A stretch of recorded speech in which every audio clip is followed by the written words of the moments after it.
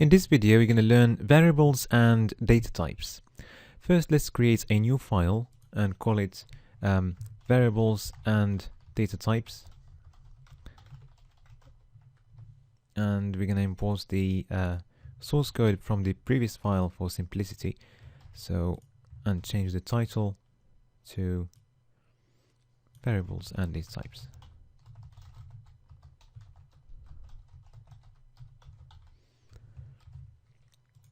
Also, we will delete all the script contents as we're going to be starting that from scratch. So first of all, what is a variable? A variable is something we use in JavaScript to store a data value. We can store a number, we can store a string, and so many other things. Okay, so let's start with a first example.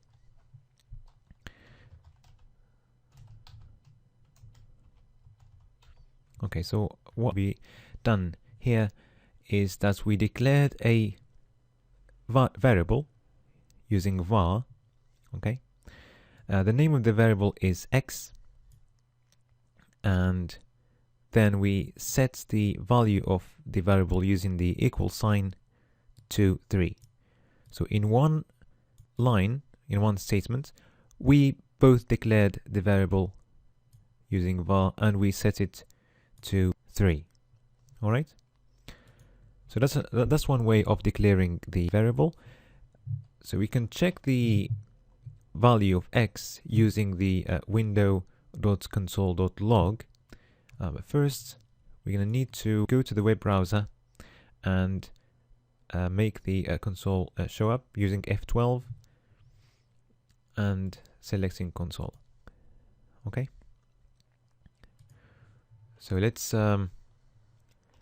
try window.console.log, and whatever we put in the bracket of log is gonna be appearing in the console. So if we put x there and then we refresh the page using F5, then we can see that the value shown there is 3.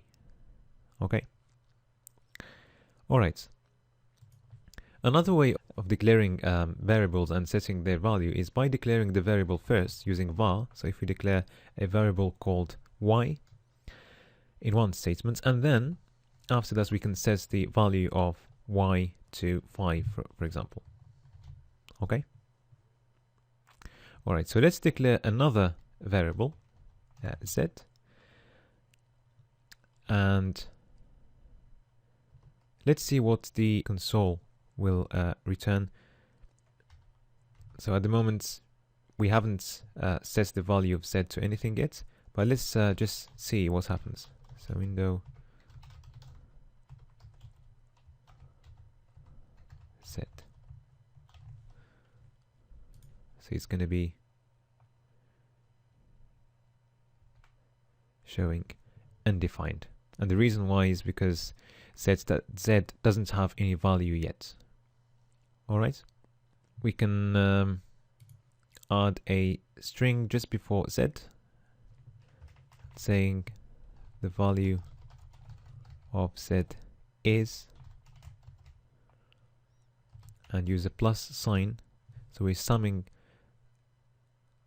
this string with this number, and this is what's going to show up in the console. So if we go F5, okay, still not working. Let's save first and now do F5. So the value of z is undefined. So this makes it easier to read the output. Okay, all right. Now we're gonna set z to the sum of x and y,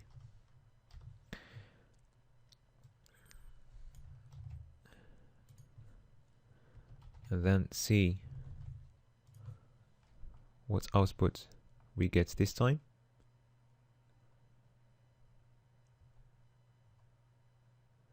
So the value of z is 8. All right. We can also try something else. We can set z to x plus a string. Okay, plus y. So you've got a space there. Okay, so let's see what we get. So basically we can see that the new value of z is 3 space 5. Okay, so we're not summing up numbers 3 and 5, but we're getting a string here. And the thing is, if we look at the type of z, so we will understand what's going on. So when we summed x and y, if we want to see what the type of z is, so we're just going to go window.console.log, and so we want to see the type of z. Okay, let's just add some text before that. So the type of z is.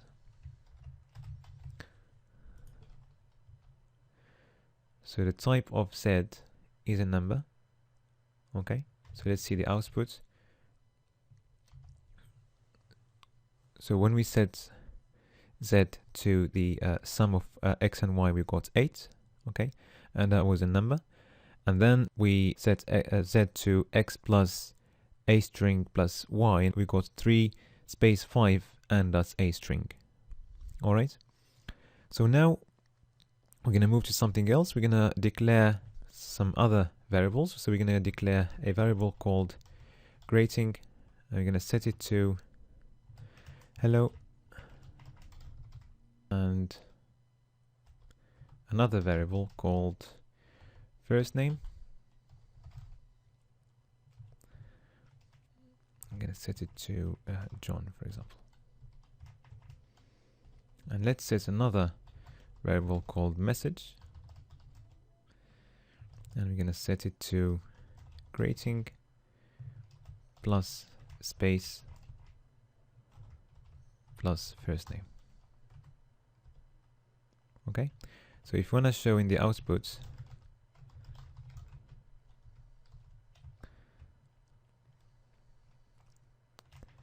the value of message is, let's put message after the plus sign, and let's see what we get.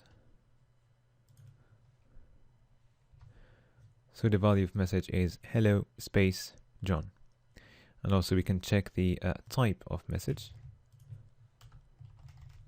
just by saying the type of message, and rather than message we want the type of message, and we will see that the type of message is a string. So sum of strings is a string. Okay, so let's try something else again. So let's go for, so we're going to define a variable called check, and we're going to set it to x equals sign 3. What this means is that we're checking whether x equals or is equal to 3. Okay, so let's see what we get in the output when we check the value of check.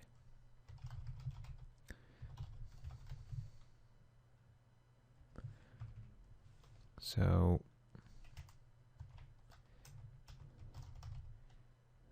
or the value, let's add to that check, and let's see what we get. So the value of check is true because x is equal to 3. If we check whether x is equal to 5, for instance, then the value is going to be false. So let's check the type of check and see what data type we're going to get. So the type of check, so rather than check, we're going to have type of check. And basically the type of check is Boolean. All right. Okay, let's go for another variable this time. So we're gonna use an array. So we're gonna learn arrays in more detail later on, but for now we're just gonna declare a variable called my array, it's a good practice to use a capital letter for the second word if the name of the variable consists of 2 words. Okay, so let's set our array to 1, 2, 3. Okay, and now we want to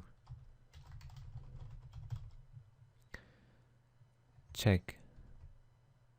Okay, first of all, let's see how the array is displayed in the output. Okay, so that's how it comes. And also let's check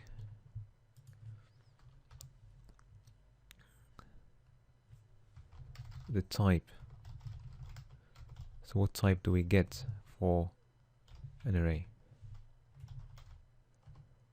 Are we going to get array? Are we going to get something else?